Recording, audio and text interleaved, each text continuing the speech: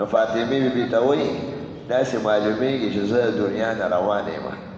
ځکه جبریل علیه السلام په دې روژه کې دا د حج نه پس یعنې د حج نه لږ مخکې آخري روژه وه بس په دې کال کې به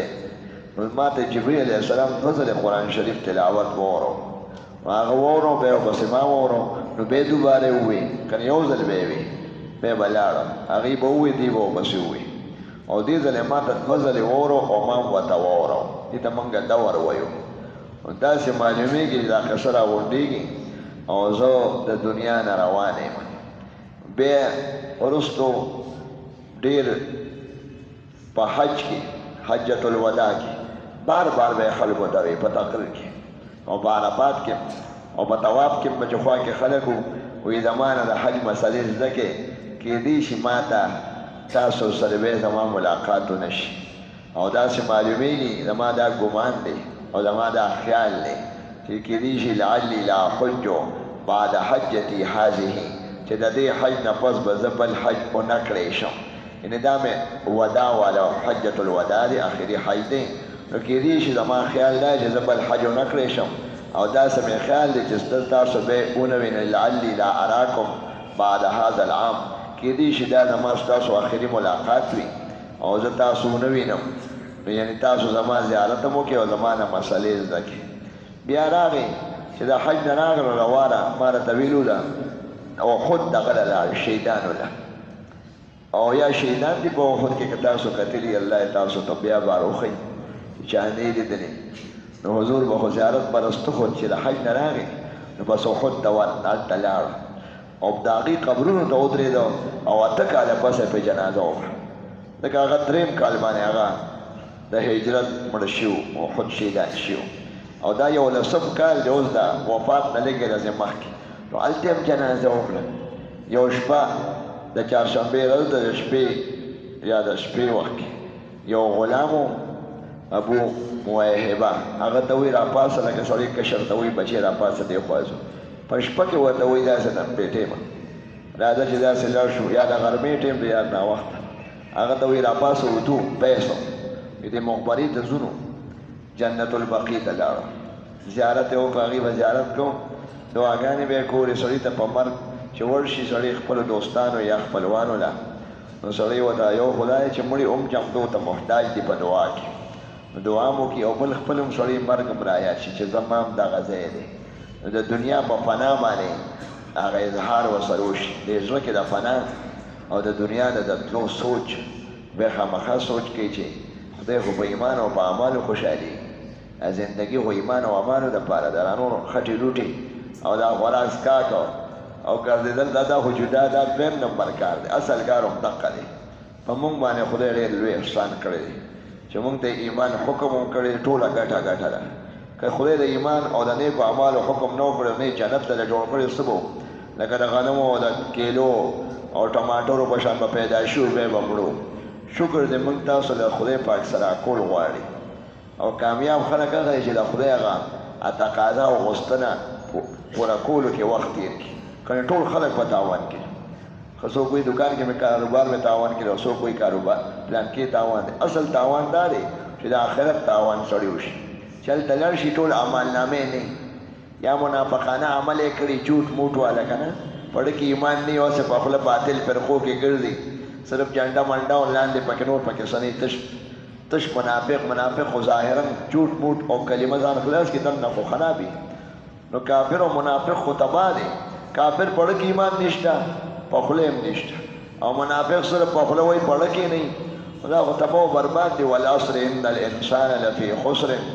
الا الذين امنوا وعملوا الصالحات ایمان او اعمال والا تاوان نه بچي سړی هر وخت فکر کوي زما د زړه کې به د ایمان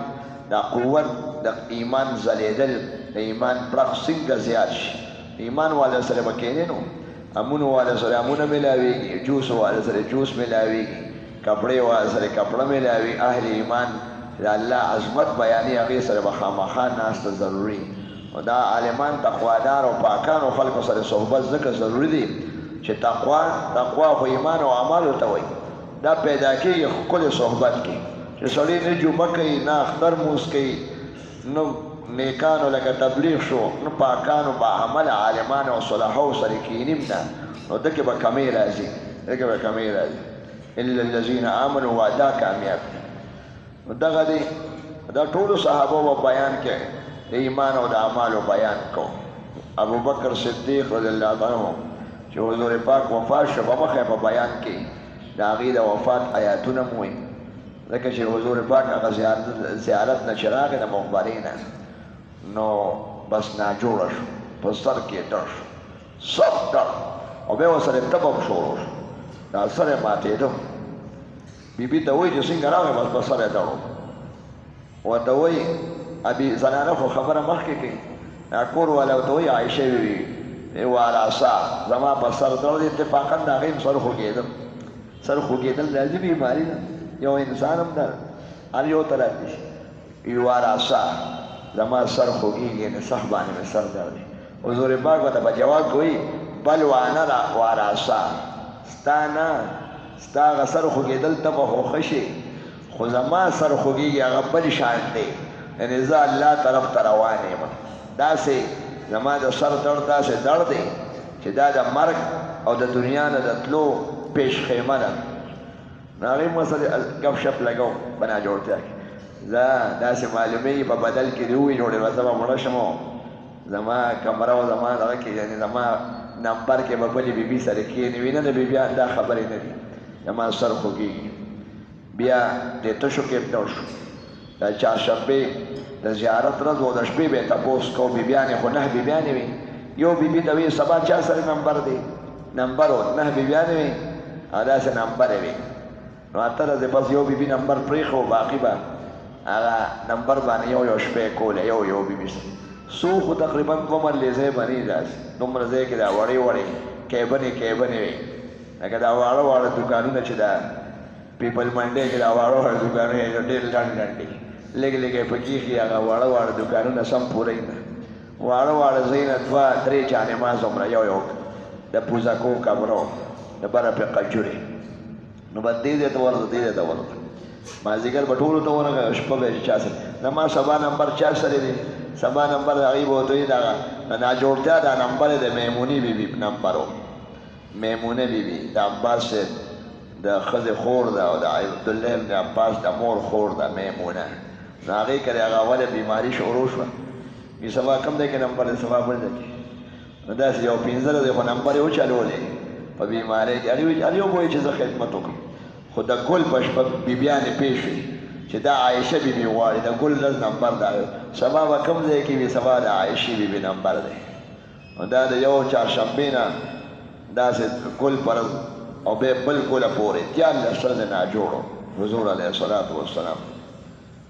نو د ګل په ورځ د هغې نمبر و سبا به د هغې بې پېښ شو چې عایشې بیبي خوښه ده او دې د آخري خدمت په دې بیبي باندې کول غواړي نو هغې که د ګل لږ نمبر ټولو بیبیانو ورته وایي چې ستا کوم ځای خوښ دی دا باقي شپې هغې کې تېرې کړه چې ته خوشحاله تا ته اطمینان وي ستا بیماري او راحت وي دا زموږ راحت دی ښځه خو د خاوند راحت غواړي نو چې ته ستا طبیعت کوم ځای کې ښه لګي همالته وخت تېر کړې موږ په دې خوشحاله ستا خوشحالي موږ غواړو زموږ راحت مقصد دی ښځه خو د خاوند خدمت کوي چې د خاوند خدمت وکړم دې خوشحاله شي دته تکلیف نه وي نو چې تا ته خوشحاله او ستا تکلیف کمیږي زموږ د ټولو تا ته اجازت دی حضور پاک ډېر خوشحاله شو اشارو کې به یې که سبا د چا نمبر دی سبا هغې پې پېښ شو چې هغه ځای غواړي سړي کله بیماري او کمره کې یو ځای کې بوج پې راځي بل ځای کې بوج کمي خلک وایي ښه هسپتال کې د ښځه وایي ښه ډاکټر له لاړ شي ټولو ورته وایي ستا راحت زموږ راحت دی چې ته ښې ډېر خوشحاله شو یعنې هغه باندې فرض نه نو 8 ورځې عایشې بیبي کرې تېرې کړې د ګل ورځ د بل ګل په ورځ چې بیا 12 ربیع الاول وفات شو هغې خدمت کړی یو ځل فاطمه بیبي راله تپوس ته دی خو یې کور وخوا کې لکه دا برجۍ چې ده نو ما دې برجۍ نه ولاړ کړه ما دا برجۍ دا جومات نه څومره لرې دې نه بل دی روضه مبارک دی خپو طرف ته د هغې کور و نونه صحن مهن به نه و د چا واړه نو بس هغه راله حضور علیه السلام ته یې غوږ رانږدې کړه یې غوږ یې رانږدې کړه نو بس څه خبره یې ورته وکړه سرګوشي شان او پټې نو هغه بس په ژړا شو لور باندې خو پلار خفه کېږي چې چې هغه په ژړا شو نو بیا ورته یو بچي غوږ رانږدې کړ چې غوږ یې رانږدې کړ نو بس هغه داسې موسکی شوه نو عایشه بیبي ورته وایي داسې ژړا خو موږ نه لیدلې چې هغې پسې خندای تاکه پسې دا څنګه ژړا وه چې ورپسې دومره زر خندا شو یعنې څه دي وایي هغې ورته یو راز بس خبره خو بیا ختم شوه خو بیا د وفات نه پس هغې ته یې وایي ته خو زما د مشره وتې خو د لور په ځای مې د پیغمبر خو بیبیانې خو میندې وي وازواجه امهاتهم ته مې خو لور کېږي هغه راز ما ته لږ ووایه هر سړی وایي چې خبرې نه خبر شي هغه څه چې اوس به راته ووایم اوس خو جنازه شوې ده هر څه شوي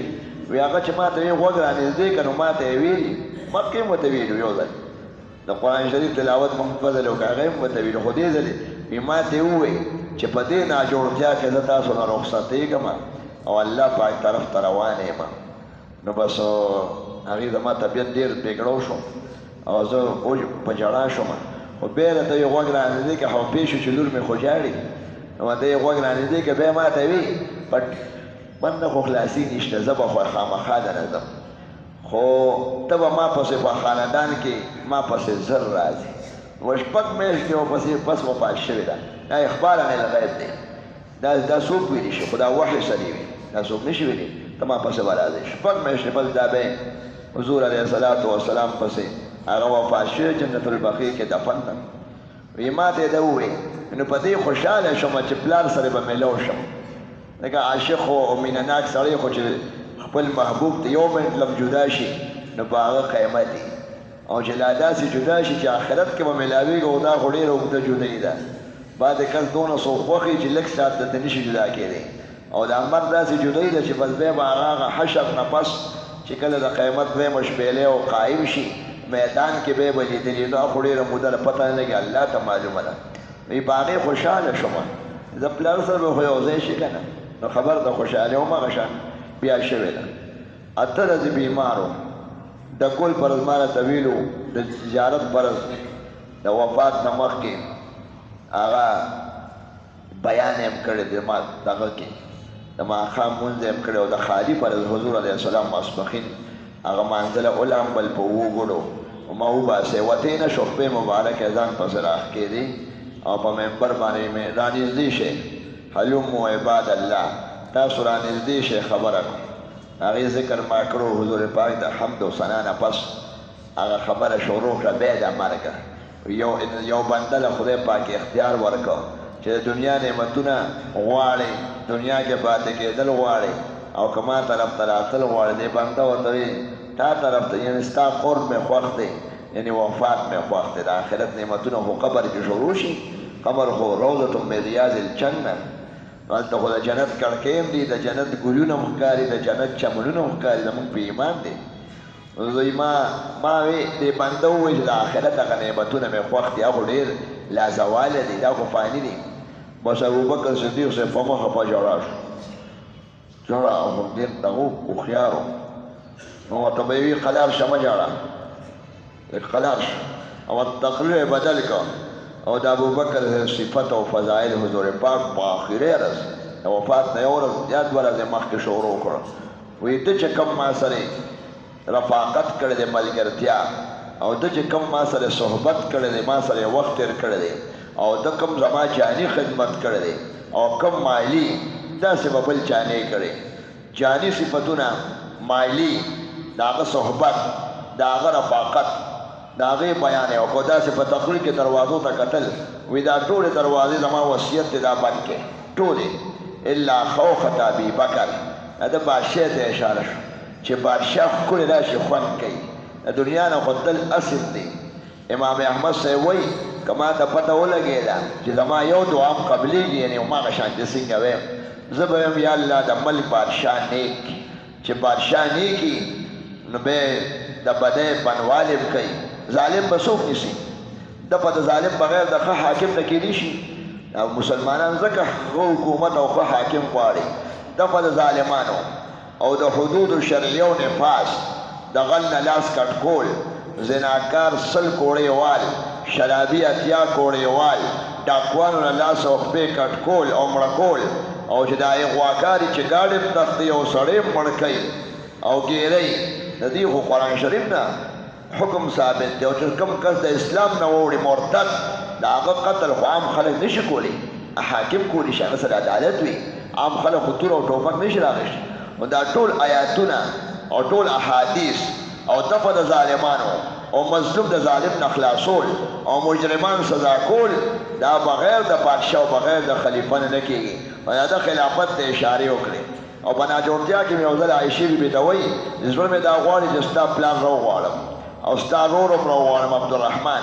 او یو لیکل ورته وکړم چې بس زمانه پس به دی ولیعهد شو یعنې که زه کله لاړم دی به بادشاه وکړم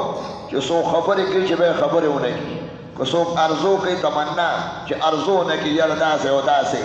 چې دا خبرې بند شي خو به یې وایي بس د خدای فیصلې او د خدای قضا او د الله تقدیر ته پرېږدم خدای پاک یا بالله الله انکار کوي چې بغیر د ابوبکر نه بل بادشاه شي الله خبر کړو چې د خدای فیصلې مطابق به دی راځي یوه او دویم دا چې مسلمانان بغیر د ده نه په بل بادشاه جمع کړي هسې بادشاهي وه نه صوفې وې او نه قایدین و خو د هغو خدمت و په جومات کې او د هغو د دین خدمت و دین کې روان دی او په علم کې او په نیکۍ کې وایي زه به دا حکم به یې وایي نه یو ځل بیمارۍ کې مازدیګر کې طبیعت یې دغه شو بیمار یو حدیث قرطاس ورته وایي مال یو کاغذ راوړی چې ولیکم ښه هغه لویه قصه ده نو بیا هغه پاتې شو صحابه ووایي چې بس دې طبیعت ټیک نه دی او بیا احادیثو کې راځي چې حضور دا خوښه وه بیا په خوله باندې زه تاسو ته په خوله باندې وایم یو درې خبرې لیکل مې د دې کول یو دا دی چې مشرکان ته عربو نه وباسئ اخرج المشرکین من جزیرة مشرک غیر مسلم با جزیرة العرب کې نه پاتې کېږي بعضې علاقو کې وو د ذمیان دغه په شکل کې نو تاسو چې وس کېږي زما د وفات نه پس تاسو وباسئ یوه او دویمه دا وصیت یې وکړو چې د بار ملک ملمانه راځي سفیران تاسو ولا ګفت ورکوئ تحفه هدیه تاسو به ملمنه د کافرانو ملمانه هم راځي مذاکراتو کې راځي جرګو کې راځي وفدونو کې راځي نو تاسو وفودو ته به څیزونه ورکوئ لکه چې ما ورته ورکول هغه شان به ورکوئ او دریم راوي وایي چې ما نه هیر شو یا حضور پاک چپ شو درېیمه خبره علما وایي دا وه چې د مونځ باره کې ووایي د مونځ ډېر خیال ساتئ مونږ دا دغه دی داسې د دین ستن ده نو چې ستن نه وي نو بیا به ابادي څنګه دا بنیادي شی او غلامانو سره به ښه کوئ دا د په مر په وخت کې او څوک وایي د دغه وکړه د مونځ اهمیت یې بیان کړه او غلامانو سره د ښه کړې او څوک وایي دا خبره یې بیان کړه چې زما قبر ته به سجدې نه کوئ لا تتخذو قبري صنما زما د قبر نه عبود نه جوړوئ او بیا دا وفرمایل درېیمه خبره داسې هم وه لعن الله اليهود والنصارى اتخذوا قبور انبیاء مساجد یهودو نصاراو باندې د خدای لعنت اورئ د خپلو پیغمبرانو قبرونه سجدګاه جوړه کړه یعنې شرک یې شروع کړو یعنې تاسو د یهودو په شان یعنې ما زه خو خدای نه یم زما به عبادت نه کوئ غلو نه کوې بعضې وخت کې سړی تعظیم نه هغه شرک طرف ته وړي او تاسو به د دې نه ځان ساتئ د هغې د طریقو نه د خالي پر چې ویل بل حضور پاک به نو هغه د ابوبکر صدیق صاحب فضایل یې بیان کړي او اشاره وه دې ته چې مونځ به دې کوي یعنې بادشاه به هم دې وي بیا د ګل پر سار کې لږ طبیعت ټیک وو ما راته ویلو جمع ولاړه وه حضور پاک سره موږ داسې ودرېده کمزور و دا مخ یې داسې و لکه د کاغذ په شان هغه نه بیمارۍ په شان سپین داسې سپین تښتېدلی و لکه د مرګ هغه اثار نو صحابه کرامو په مونځ کې ورته وکتل داسې که نه په دغه باندې ولیدم هغه زیارت یې وشو ابوبکر صدیق صاحب رستو کېده چې صاحب داسې لکه اول صف کې چې ښکاري دا کس نو داسې به راته نو بس ورته ویې نه ودرېږئ مونځ ته نو اراده او راتلی نه شو بس بیا پرده راښکړه دقه آخري زیارت و چې کوم صف کې کومو خلکو وکړه یا مانځه والا تیارې ورکړي هغه خلکو به دقه زیارت وکړه د ګل ورځ وه حضور پاک سلام ابوبکر صدیق صاحب ورغی عایشې بیبي ته وایي څنګه د طبیعت یې هغې وایي اوس خو ښه دی طبیعت یې خو داسې د قلارتیا د اطمینان دی ورته نو خوشحاله شو بیا ورغی خبرې اترې تاسو طبیعت خو ټیک دی ورته وایي ابوبکر صدیق صاحب سار مانځه نه پس د وفات پرد وی اصبحت بنعمت الله وفضله ته خو داسې د خدای فضل او نعمتونو نه باندې ورېږي طبیعت دې ټیک دی حضور پاک وایي او طبیعت مې ټیک دی وایي که ستاسو اجازه دی زما بله بیبي ده د هغې نمبر دی 2 کور یې که نه حبیبه نوم یې و داسې لږ لرې و وایي که ستاسو اجازه دی نو زه به هغې لاړ شم د هغې نمبر دی کور مې دی بل کور وایي لاړ شه اجازه دی د واخېسته سهار مانځه پس او په دې چاش وخت کې د حضور پاک طبیعت دغه شو ګډوډ شو عایشې بیبي په خپل غېږ کې همدې پښتو سره داسې سملو په پتون باندې او دې پښتو سره او خبرې کې تپوس او دغه پرال سخته ځان کدن سخته پرې شروع شو او دا به یې وي اخر کې لا اله الا الله ان للموت سکرات لا اله الا الله به د مرګ ډېره سختي ده او به به داسې اللهم فی الرفیق الاعلی یا الله ستا نزدېکت غواړم چې سړی دنیا نه لاړ شي خو الله ته نږدې شي ستا نزدېکت غواړم دا طرف ته درتل غواړم او پخوانو پیغمبرانو چې کوم مړه خلک دي ښکلې هغې سره ملاوېدل غواړم هغې هغه طرف مې خوښ دی اللهم فی الرفیق ښکلې ملګرو سره مې ملګری کړي ښکلې ملګرو سره مې ملګری په دې کې رور راغی مسواک وسلو عبدالرحمن مسواک وسلو داسې مسواک ته کتل عایشې بیبي ورته ویي والم ته مسواک وی او په سر یې وخوځو خبرې دومره ډېرې نه شي کولی چې به ترې نه شي ځان کتن واخلي وی مسواک ترې راواله مسواک یې د هغې نه راواغېشه مسواک خو وچي په خوله کې عایشې بیبي پوس کو او بیا یې وله خوله کې ورکې هغه وو خلکو ته به یې وی زما لاړې او د حضور پاک لاړې مبارک هغه یو ځای شي فخر په شکل کې او دویم دا دی زما په نمبر هماغه ګل ورځ به د دې نمبر هم و دې سره زما په نمبر کې لکه آخري ژوند دی ما سره تېر شوي آخر زما په نمبر کې وفات او زما غیږ کې زما پښتو سره او زما سینې سره سر مبارک پروت و او د دا بل چاته دا عزت نه دی حاصل زما په غیږ کې ساه ورکړې ده زما په کمره کې زما په نمبر کې او زما لاړې ورسره یو ځای شو هغه دې په لاړو ډوب مسواک یې واپس ورکړم د مسواک ملا علي قاري صاحب وایي د مشکات شارح دی د مسواک دا دغه ده فایدې ډېرې دي د مسواک یو فایده دا ده چې څوک مسواک مږي د مر په وخت کې به کلمه نصیب کړي د دې حدیث نه معلومه نورم لا اله حضور باب کلمه په یو مسواک او چې څوک اپیم کوي نو کلمه به نشي ویلی د مر په وخت کې د اپیمو دا دغه دا یو خاصیت دی د هر شي یو خپل دغه ریکشن دی د اپیم چې څوک خوري ملا علي قاري صاحب وایي کلمه به نشي ویلی لکه بعد خلکو ته کلمه هم وایي نشي بس دغه شو هغه دغه د وفات هغه دغه پرې راغی آخر کې چې ساعت یې لاړه سترګې یې وله پټې کړې او د هغې باندې به څه تېر شوي په صحابو دا سخت حالت راغی علي رضی الله عنه به چغې والې ژړل به بعضې کس باندې دا ژړا د محبوب ډېر دغه مرګ ډېر دروند اواز دی نو عایشې بیبي نو خدای خبر چې په هغې به هغه وخت څنګه تېر شوي ټولې اته واړه بیبیانې هم ناستې او زر چې وفات شو داسې سر یې ولې لاندې کېښوده په بالښت باندې او پته نه چې لاسونه یې ټول رپېدل رنګ یې ژړ چې دا به څه کېږي لکه دا ډېر لوی دغه و دا خلک خو مر خو یو شی دی خو داسې وخت کې داسې لوی کس چې مړ شي خلک خامخا حوصله بایلي او دلته علي صاحب خو بلکل ژړل نه خبرې کولی شي او عثمان صاحب ژبه بلکل ګونګی شو په دیوال سره ناست و نه کتل چاته او نه خبرې کولی شو نه او عمر صاحب خو توره روح کوي که چا ووایي چې هغه وفات دی نو زه به دې سر ووام ابا هغه دا خیال و شاه ولی الله صاحب وایي چې حضور پاک باندې هسې صاحب دغه راغلی دی د مرګ هغه آخري مړ نه دی دې نه پس به طبیعت ټیک شي او دا کم منافقان چې د هغه مرګ غواړي یا خوشحاله دي د دې نه به دا سرونه او لاسونه کټ کوي غوسه کې وي که چا ووایي نو سر دې وام لکه به یې حوصلې شو دی او دلته یو صحابي وي شامه کې عایشې وي هغه والد صاحب پسې کس ولېږم چې هغه څنګه خبر شو بس اوښکې ته روانې شو خو هغه خدای ډېره لویه حوصله ورکړې وه اس باندې سور راغی په منډه په غرمه کې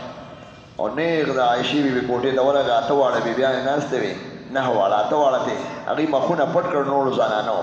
او دې کټ ته ورغی او دې سینې داسې درزارې کو لکه منګي کې چې وبړه کوي د اوښکې ته روانې وې ژړلې به مزه مزه حوصله یې ښه وه ورغی حضور پاک سلام یې په تندي ښکل کو د مخ یې ورسره ولګو وي په ژوند هم خوشبودار وي او ښکلې وي او په مرګ هم خوشبودار وي ستا په شان یې ښکلې کس نشته او ورووته دا غوغا وه ټول ځکه صحابه سر تلي وو چې بیا ته یې ټیک دی ښه به شي نو بس راغی ټول تتر بتر عمر صاحب هم سترګې بدلې وې نه څوک چا ورته څه ویلي شو نن مخ ده او په جومات کې کېناستو او د خدای حمد و ثنا وې داسې بیان یې وکړو چې د مرګ هغه ټول ججا سودا وه ځکه د ډېرو بعضو خلکو دا خیال و چې حضور پاک وفات دی وفات نه دی داسې د هغه د سی بنده ده او راته تازه به شي چا وی را جمدې کېږي به دوباره لکه عزیر علیه السلام چې مړ شو او 100 کاله مړ پروت و قرآن شریف کې راځي فاماته الله 100 عام ثم بعثه 100 کاله پس یو مر پرې راغی بیا پې 100 کاله جمدې و بیا مړ شوی او یو قوم و حزقیل علیه السلام په 2مه سپاره کې راځي هغه پیغمبر ورته کلمه ووایي بس کنې عذاب به راشي نو داسې پېښ شو چې کلمه دغه داسې غر طرف ته رال کلمې نه وي الله پاک مړه کړ فقال لهم الله موتوا ثم احیاهم الله پاک ورته مړه شئ بیا هغه پیغمبر راغی دا ټول کسان مړه پراتو 12,000 په زرګونو مړه پراتو د یو غر په لمن کې دعا یې وکړه یا الله دا خلک جمدې کې په 2مه سپاره کې فاماته الله 100 عام ثم بعث فاحیا الله پاک د هغوی په دعا باندې دا جمدې کړ دا داسې واقعات شوي د بعضې خلکو دا خیال و چې هغه خلک جمدې شو او عزیر علیه السلام جمدې شوي دی حضور علیه السلام به جمدې کېږي ابوبکر صاحب پې پېښ شو بس آیاتونه یې شروع کړ وما او د عمر صاحب ته وایي تا ته پته نشته کم انسان پاتې شوی کم پیغمبر پاتې دی وما جعلنا لبشر من تا ته پته نشته انک میتون و انهم میتون خدای پاک پیغمبر ته تا باندې به وفات راځي دا دشمنان وایي دی به مړ شي مړ څونه مرګ نه بچ دي ما خو خپل مقصد پوره کړی دی کار د نبوت پوره دی دین کامل شوی دی او نعمتونه د خدای پوره دي زه به خو نه پوهېږې نه په تقریر چېرته تقریر له او بس بیا آیاتونه ووایي وما محمد الا رسول قد خلت من قبل رسول دین جمدې دی دین پوره دی دا الله پاک د دین د خدمت دپاره رالیږلی او کل من علیها فان او انک میت او نور آیاتونه وما جعلنا او کل نفس ذائقة الموت دی ووایي او بیا اعلان وکړه من کان یعبد الله فإن الله حي لا يموت ومن كان يعبد محمدا فإن چا چې محمد علیه السلام ته خدای وي هغه خدای مړ دی او چا چې الله عبادت کو پیغمبر خدا الله عبادت ته خلق را بلی دا الله بندگی کوي نو خدای پاک جمدې دی فإن الله حي لا نو خدای جمدې دی تاسو څنګه به حوصله کېږئ او دا آیاتونه یو تقریر یو تاسو ایمان تقوا وکړئ تاسو دین باندې منګولې ولګوئ او دشمنان دې خبر شي موږ تورې چې څنګه راوښکلي پخوا د کافرانو دشمنانو خلاف موږ تورې نه دي بندې کړې ځکه حضور پاک خو چې څه نصیحتونه کړو هم په هغې باندې به یې پوروالې کړه بیا د حضور پاک جنازه شوې ده صحیح قول دا چې څنګه جنازه کېږي 4 تکبیره داسې پکې کول تقریبا 13,000 کسانو جنازه وکړه او لحد وله وښکلې شوه ابوطلحه او د 9 فرض د چهارشنبې فرض به یې ښه شو او د دې په منځ کې د خدای پاک مسلمانانو په لاس باندې چاش وخت ځنکدن شروع شو او زوال وخت کې حضور علیه السلام د 11 بجو او د 12 په منځ کې به وفات شوی دی دا 12 تاریخ او ورځ یقیني هغه د ګل ورځ ده او ښخ شوي حضور علیه السلام د 9 فرض او د چهارشنبې په شپه دی ځکه کمره وړه او بار یې نه راوښکه نو دا ټول سلسله هغه کمره کې چلېدلې ده حضور علیه السلام ما راته ویلو په یو حدیث پاک کې راځي یو ځل خپلې لور ته وایي فاطمه بیبي لورې ده 3 لوریانې وې د یو نوم زینب دی او د 2مې نوم رقیه دی او 3مه ورپسې کلثوم ده او 4مه فاطمه